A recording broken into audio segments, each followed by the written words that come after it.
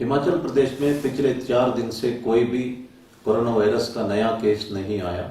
इस वक्त 10 मरीज अस्पताल में उपचाराधीन हैं और 25 मरीज जो है वो अस्पताल से डिस्चार्ज हो चुके हैं। ये एक अच्छी खबर है। मुझे उम्मीद है कि 4-5 दिन में हम सिंगल डिजिट में पहुंच जाएंगे और सिचुएशन इम्प्रूव होते रहेगा। लेकिन हजारों लोग दूसरे राज्यों से हिमाचल के अंदर आए, उन सबको अपना घर में क्वारंटाइन में रहना होगा और सबको आरोग्य सेतु ऐप डाउनलोड करना अनिवार्य है। वैसे तमाम हिमाचली वासियों को ये अनिवार्य है कि आरोग्य सेतु ऐप डाउनलोड करें और डाउनलोड करते वक्त सही इंफॉर्मेशन इसमें डालें। जो भी बाहर स्टेट से हिमाचल के अंदर आना चाहते हैं उन सबको आरोग्य सेतु ऐप मोबाइल में डाउनलोड करना, सही इंफॉर्मेशन देना आवश्यक है। अगर बाद में टेस्टिंग के दौरान कोई सिम्टम्स आ जाते हैं, पॉजिटिव पाए जाते हैं, अगर आप गलत इंफॉर्मेशन आरोग्य सेतु ऐप में डाला है तो आपके ऊपर कार्रवाई भी हो सकती है। प्रधानमंत्री महोदय जी ने कहा है कि 2 गज का सोशल डिस्टेंसिंग बनाए रखना है। ये कोरोना वायरस लंबे अरसे तक चलेगा क्योंकि WHO और एक्सपर्ट्स के ओपिनियन के मुताबिक ये जल्दी खत्म होने वाला नहीं है। इसलिए सोशल डिस्टेंसिंग हमारा आदत होना चाहिए। इसी तरह मास्क पहनना भी हमारा आदत होना चाहिए।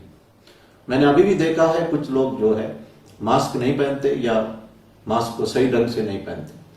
हम कल से इन तमाम लोग जो मास्क नहीं पहनते या मास्क सही ढंग से नहीं पहनते, इनका आइडेंटिटी कार्ड हम कलेक्ट करके थाने में जमा करेंगे और आप लोगों को जो भी वायलेट करते हैं उनको थाने में जाके ये आइडेंटिटी कार्ड कलेक्ट करना होगा और उस वक्त हम एक आदर्श नागरिक बनने के बारे में उन सबको अच्छी तरह से समझा देंगे।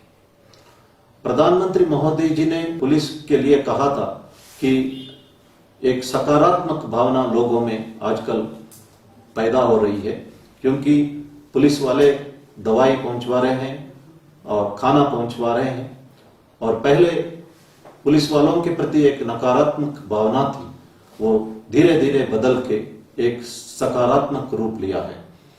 ये बहुत ही संतोषजनक बात है। प्रधानमंत्री जी का ये ऑब्जर्वेशन पर मैं उन्हें धन्यवाद करना चाहता हूं। इससे पुलिस का मनोबल और बढ़ जाता है। कोविड-19 के बारे में नेशनल हेल्पलाइन नंबर 1075 है।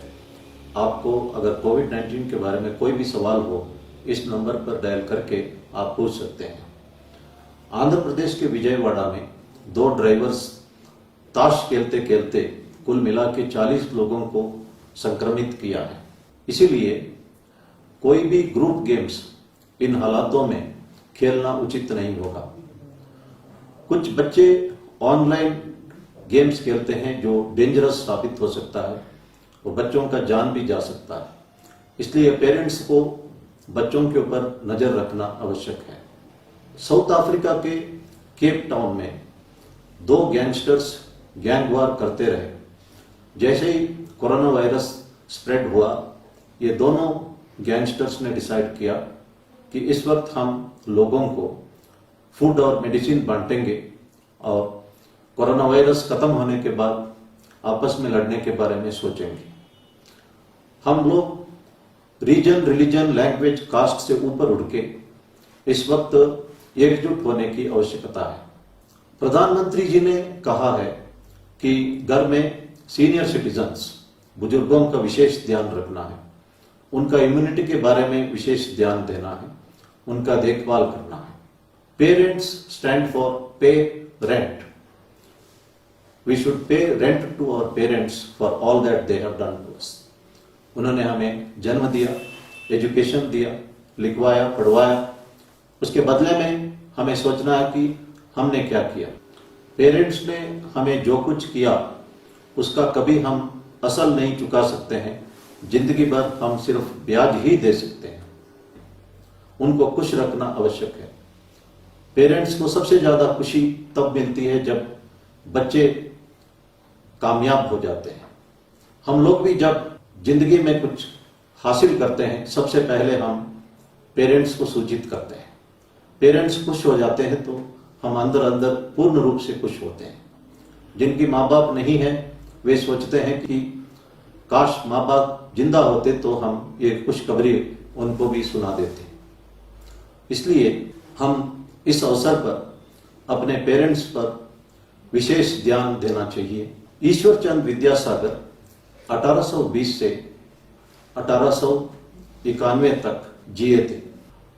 उन्होंने संस्कृत लॉ और इंग्लिश की पढ़ाई की थी। बाद में वे विलियम्स कॉलेज कलकत्ता में लेक्चरर बने। लेक्चरर बनने के उपरांत वे अपने गांव गए वेस्ट मिदनापुर डिस्ट्रिक्ट में और अपनी माता से मिले। माता के पास सिर्फ 2-3 पुरानी साड़ियां थी। उन्होंने लोकल फेस्टिवल में देखा कि बाकी औरतों के पास अच्छी साड़ियां थी और आभूषण थे। उन्होंने अपने माँ को कहा कि मैं अभी लेक्चरर बना हूं, अफोर्ड कर सकता हूं, आप बताओ कि आपको कौन सा आभूषण और कौन सी रंग की साड़ी चाहिए। माता ने कहा कि उन्हें 3 आभूषण चाहिए। पहला उन्होंने कहा कि तुम कलकत्ता जाके पढ़ाई कर सका, लेकिन हर बच्चा ये नहीं कर सकता, इसलिए आप एक स्कूल इसी गांव में या पड़ोसी गांव में स्थापित करो ताकि बाकी बच्चे भी पढ़ सकेंगे। इसी तरह उन्होंने कहा कि मैं देख रही हूं कि बच्चे दवाई और डॉक्टर के बिना मर रहे हैं, इसलिए एक डिस्पेंसरी इसी गांव में या पड़ोसी गांव में डॉक्टर के साथ स्थापित करो ताकि बच्चे तथा एडल्ट्स इसका फायदा उठा सके। फिर उन्होंने ड्रिंकिंग वाटर सप्लाई के बारे में एक और अनुरोध किया। ईश्वरचंद विद्यासागर को हिम्मत नहीं आई कि साड़ियों के बारे में मां से पूछने का। माता ने स्वयं कहा, मैं इन्हीं 2-3 साड़ियों से गुजारा कर लूंगी, कभी भी मुझे मां कहने में शर्म मत किया करो, और आपको जो पढ़ाया गया वो समाज सेवा के लिए। अपना ईगो सबसे नीचे रखो और समाज की सेवा करो, यही मैं तुम्हारे से उम्मीद करती हूं। माता की बातें तीर की तरह ईश्वरचंद विद्यासागर के हृदय में चला गया। वे आखिरी सांस तक अपनी माता को जगन माता के तौर पर पूजते रहे। वे एक महान सोशल रिफॉर्मर थे।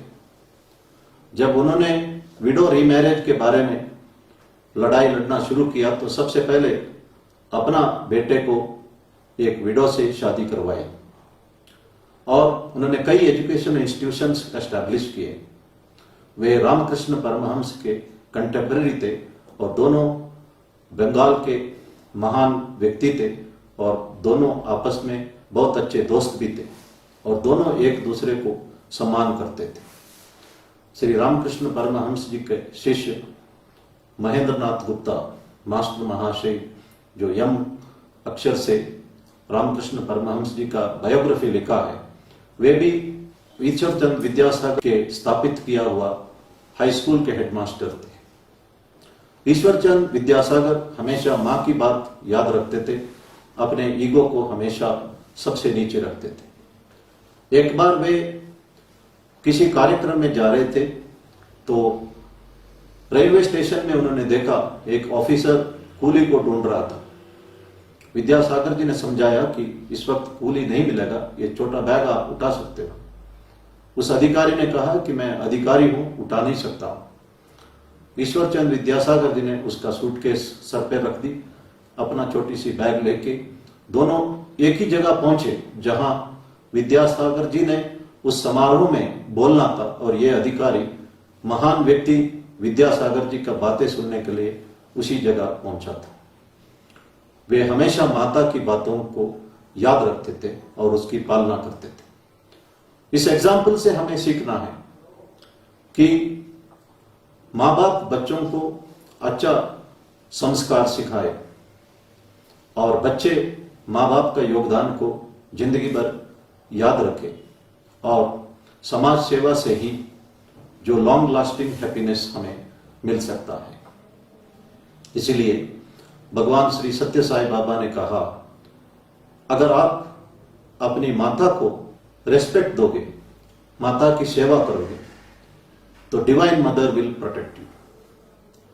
और जो माता का सेवा करता है उसको जगन माता जो है वो प्रोटेक्ट करती है। मैं ये बात दोबारा कहना चाहता हूं, if you respect and serve your mother, divine mother will protect you. धन्यवाद। जय हिंद।